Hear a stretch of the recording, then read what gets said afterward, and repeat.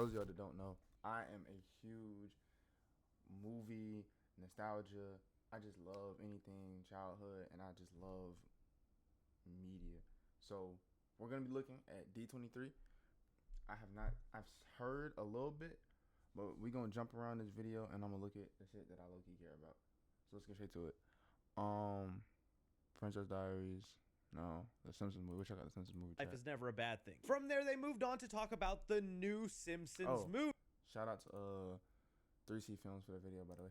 And although this is technically the Simpsons movie 2 or the Simpsons movie sequel, they are going to stick with the title of the new Simpsons movie. That is the title. With a look at the logo here, and they showed audience members an unfinished clip and animation, but the scene is just of Homer Simpson watching a baseball game where he's trying to catch a ball, and he just does a lot of crazy things through Springfield. I remember really liking the first Simpsons movie, although I am not that much of a Simpsons guy, and I wonder how much of the world is still Simpsons people. I know there are fans of it, but I'm curious how well this movie will do when it comes back. Don't kill me, but I can't remember the last time someone said, hey, you watched the latest Simpson episode? Just saying. Then Disney started off with some heavy hitters with Pixar updates. First, let's go into their original. This is what I care about. Yes, sir. Movies. They showed off a little clip for their new animated film called Gato. This is the movie that follows a black cat in Venice that falls in love with music, but because of the superstition with black cats, he's not shown a lot of love. He will be voiced by Mark Ruffalo, and the clip was just kind of showing off the friendship that this cat has with a pigeon. Their next original movie that comes out in spring of 2028 is called Ghost Market, and they did reveal the footage to the public. The story here says the supernatural thriller follows a young boy who enters a hidden market that happens to be the crossroads of the living and dead. It's inspired by Asian myths, and you know what? Pixar doing ghost movies, sure, bring it on. We see a bowl of ramen and chopsticks flying, I'm already terrified. Then, though, they got on to the sequels, the things that pay for the original movies to get made. Starting off with our first look at Coco 2. This movie is still... Ooh, look at my dog, Miguel. Hot take, bro. I'm not a big sequel hater. I'm actually a very big advocate for sequels as long as they're done right. The problem isn't the fact that they're doing sequels. The problem is that the sequels are cheap, and people don't be fucking with the sequels. I'm a big sequel advocate. That's just me though. Set to come out in the year 2029, which sounds so insanely far away. But we will once again be following Miguel, who is a little bit aged up and is now rocking a fade, much like your boy. And just like me, he got that super cut fade because, oh man, I'm not sure how I'm feeling about that hairstyle, and so is the internet. But either way, cool to see him aged up a little bit. We will be returning back to the land of the dead, where he is going to be able to say hi to Mama Coco, hug her out. That's going to be a really nice and sweet reunion, with them also revealing that the villain of the film will actually be the villain from the first movie, Ernesto de... How is this nigga still a villain? Why is he still relevant? But hold on, I saw people saying, bro, this nigga Miguel aged up, bro. Dash and Violet and Jack are all gonna be the same age forever, bro. Cause all their movies are technically made like right after each other. Like in the verse, the movies are literally just there. Cause the end of the first movie is the start of the second movie. So in their verse, no time has passed. So all these movies just are coming one after another in the verse. These niggas never gonna see the... Oh my God. They're never gonna age up. La Cruz, which honestly caught me by surprise. Usually Pixar is pretty good about coming up with a new villain movie to movie, doing something original and different, and them going back to the villain of the first film. I'm not saying it's a bad idea, but it is different of Pixar, and I'm sure they have a good idea. They're just saying Ernesto's back for revenge, and I mean, he already looks pissed at him with that haircut. Curious to see how it turns out, but okay, interesting direction for Coco 2. Then we moved on to our first look at Incredibles 3, where they actually gave us a lot of information and looks at the movie. For one, they emphasize how the first movie was mainly about the father's struggle, wanting to go back to being a superhero. Then the second movie was more focused on the mother. So it's only natural that this third movie is going to focus on the kids. When the fuck are we getting a Frozone movie? The fuck? Come on, man. Give me a Frozone movie. Shit. Gotta serve justice. Because you know how you serve justice. Wait, no. Fuck. What did the nigga say? You know how you spell justice? Just ice. Nigga was cold, bruh. No pun intended. But pun intended. Type shit. Oh my god, but when we getting the fucking Frozone movie, nigga. Shit, damn.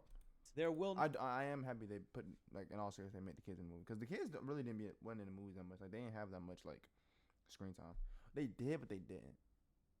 Not be a time skip or an age up. I was really kind of hoping for that, but okay. They will still be the same age. And the movie is going to be dealing with them proving that they can be worthy superheroes. Also, now that they live in a world where being a superhero is legal again, they will find out that just because someone is a superhero does not mean they are a good person. Where they do give us a silhouette and tease of who the villain of this. Oh, this nigga look hard as. Oh, this nigga look tough. Oh my god. Wait. This nigga look tough. You know what this remind me of? Oh my god. Wait. Hold on. Wait.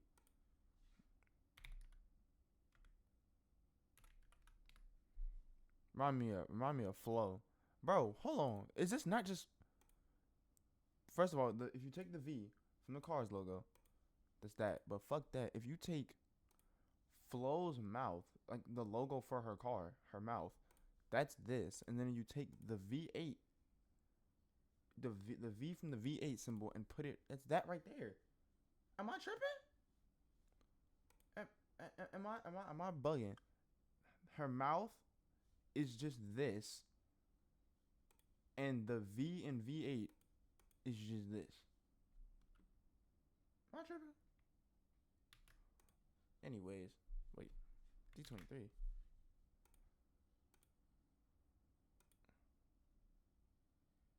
Type shit. Anyways, back to the movie will be before Edna Mode pops on screen and jump scares us. The other detail I love that they revealed about this is that Mr. Incredible in this is going to be feeling washed. He's going to be feeling like he can't keep up with the younger superheroes, that his best days are behind him, and it looks like we even get a first look flashback to one of his glory day saves. And man, talk about relatable. I'm having trouble keeping up with these young TikTok short kids as I'm posting all the D23 news, man. So Mr. Incredible, I'm right there with you. But man, I love the direction and sound of this for the movie. I was one of the people disappointed with Incredibles 2. I just thought the story and tone was nowhere near as good as the first movie. And so with everything I'm hearing about Incredibles 3, it is sounding much more in line with the mature tone of that first movie, and I hope they stick to that. So I like this for Incredibles 3. How are you guys feeling about it? Then Kingdom Hearts fans around the world went crazy because not only did we get the trailer for Kingdom Hearts 4 where they reveal that Coco will be a character and a land in the story, but they also announced an animated Kingdom Hearts series for Disney Plus. Now this is where you're going to lose some respect for me because I never got into Kingdom Hearts as a kid. It was always a little too complicated. Me either. Not, I ain't say that. I just never played it. And wild and weird for me. I didn't understand why this kid Sora was fighting crime with Mickey and Goofy and entering all these different multiverses. And so since I kind of know nothing about Kingdom Hearts and I know so many people love it, I am actually very curious about this animated series and to see if maybe I could get into it, not really knowing much about the world. Big rogue mention. Hell yeah. But please, if you're a Kingdom Hearts fan, explain it to me like I'm 5 years old, because I was always confused by this. From there, we got our first tease for the live-action Lilo and Stitch 2. In case you didn't know, that first live-action Lilo and Stitch movie ended up making $1 billion, so it was no surprise that Disney would greenlit and start I ain't gonna lie, never watched it. I need to watch it. Work on a sequel immediately. And although I know a lot of people hate live action remakes, this is finally doing something different where it's actually going to be more of an original story, not based. I'm about to say because Lilo and Stitch 2 already exists. It's called Leroy and Stitch. I've seen all the Stitch movies. There's Lilo and Stitch, Leroy and Stitch. Stitch has a glitch. And then there's a show. I've seen all of.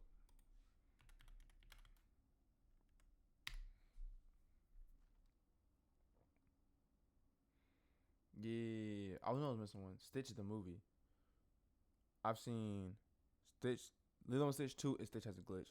Then I've seen Stitch the movie. Then I've seen Leroy and Stitch.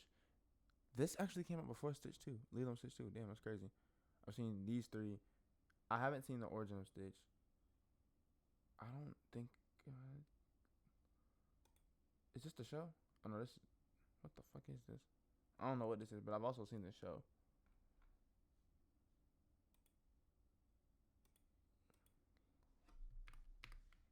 Lilo and Stitch show.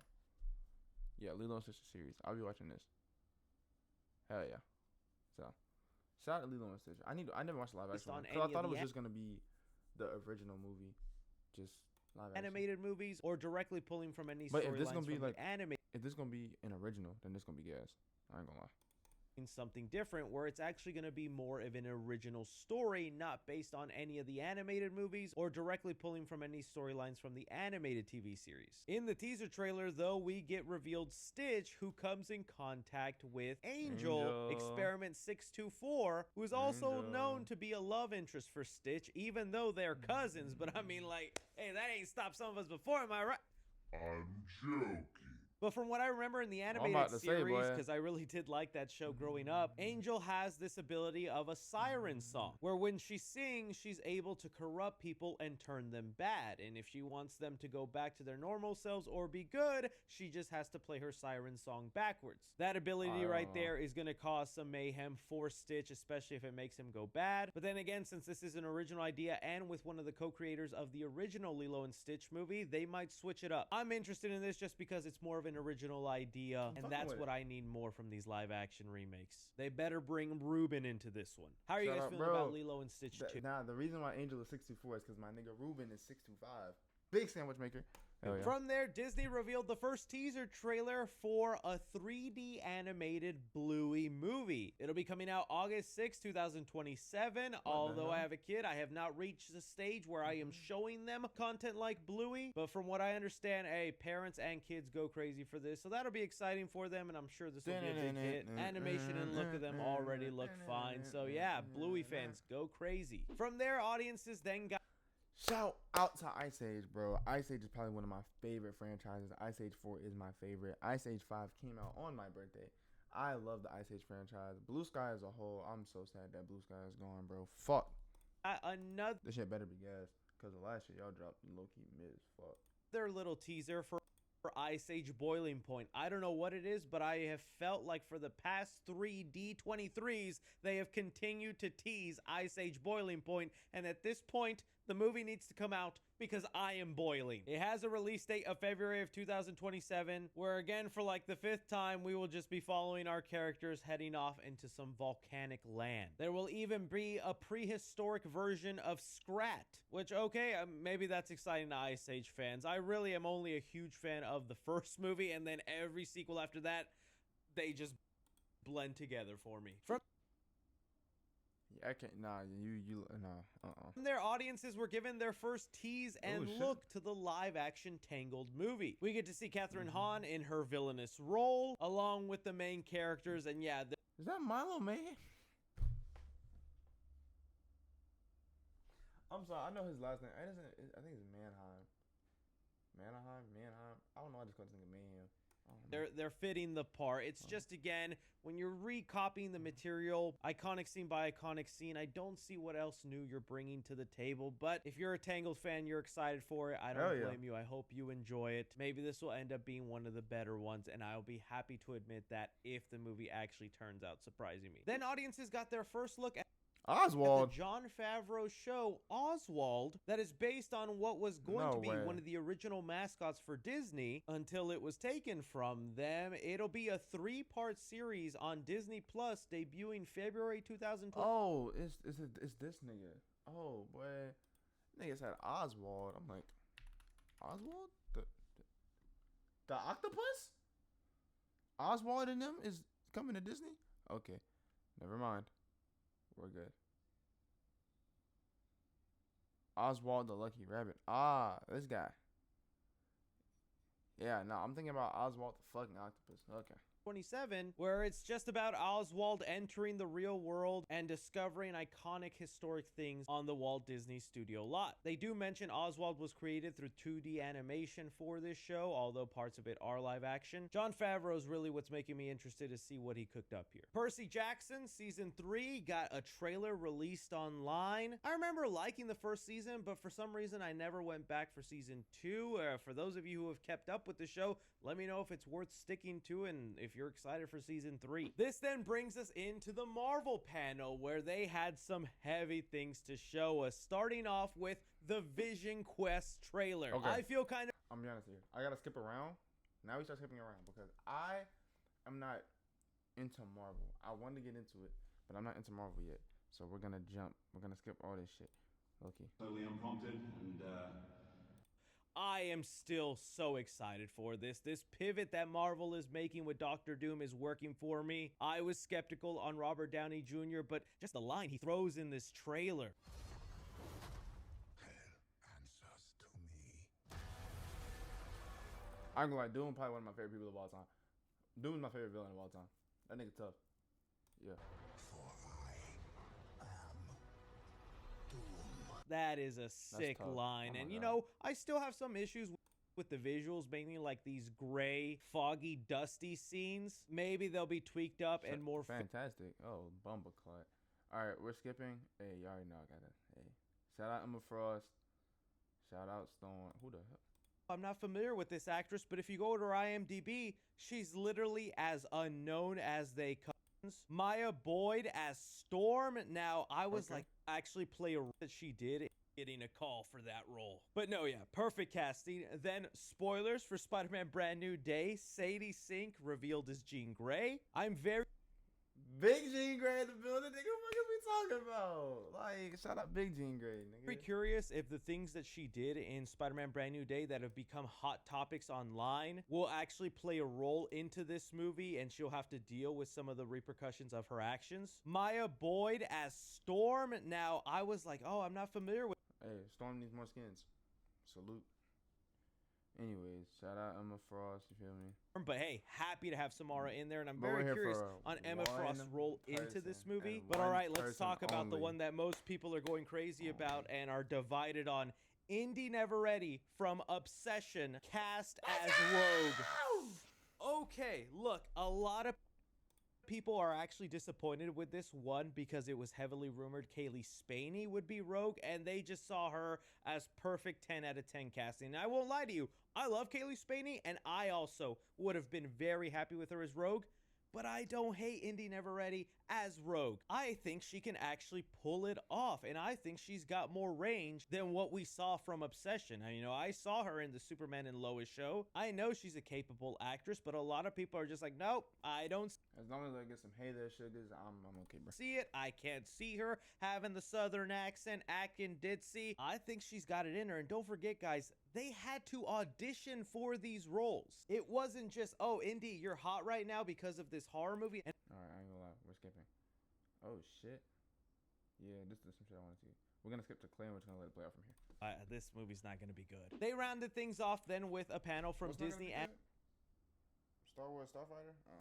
Animation where they revealed a new original movie called Clay. It's going to revolve around the world's worst mentor who is tasked with mentoring a young ball of clay named Mushy, and this mentor named Flip is going to be voiced by Kieran Culkin. I don't know what to make of that. Hopefully it's fun, but we'll Okay, see. So this is Disney Animation and then Pixar with the shit up here. All right, cool. Then Zootopia 3 was officially announced, although we figured that was happening with the post-credit scene of the second movie, where yes, we are going to be exploring the bird side of Zootopia. And honestly, I think that's a Yes! fun idea, and just Let's go, baby. seeing what they're kind of doing with this universe. Zootopia could low-key make infinite movies, bro. Like, not infinite, but like, there's a lot of room for a lot of movies with Zootopia because it's just the animals, bro. Because they showed in the first Zootopia when they did the zoom out and they showed the map, but niggas was only going to 3 fucking biomes, bro. You can just spawn infinite biomes, bro. We got the underwater. Oh, we got the swamp life. We ain't still ain't done fish yet. We just did reptiles. First it was mammals, predator and prey. Now you got reptiles. Now you got birds. And then next you go underwater for 4. Really go underwater with it, you know. And then, low key Zootopia 5, you could go mythical on them. You could start bringing in unicorns and shit. You never know. So I feel like there's a lot of ways you can go with Zootopia. Where they're becoming kind of like buddy cop movies and solving mysteries. I am very excited for Zootopia 3. And then audiences were then given the for Zootopia 3 cop movies, seeing what they're kind of doing with this universe, where they're becoming kind of like buddy cop movies and solving mysteries. Hell I yeah. am very excited for Zootopia 3. And then audiences were then given the first teaser trailer for Frozen 3, again only showing a little bit of it to avoid copyright, but it looks like the wedding of Anna and Kristoff gets crashed through a mysterious item appearing, where our heroes follow it only to get revealed the villain of the movie, this mysterious stranger that looks to be controlling sort of ice crystals. Another thing that looks to be revealed is that Olaf is going to be getting a girlfriend, so that's cool. I know Olaf this gonna movie's love going to it, make a yeah. ton of money. I'm curious to see how they move the story forward, but that does bring a close to this. Okay, before we end the video, how much money did Frozen 1 make? Frozen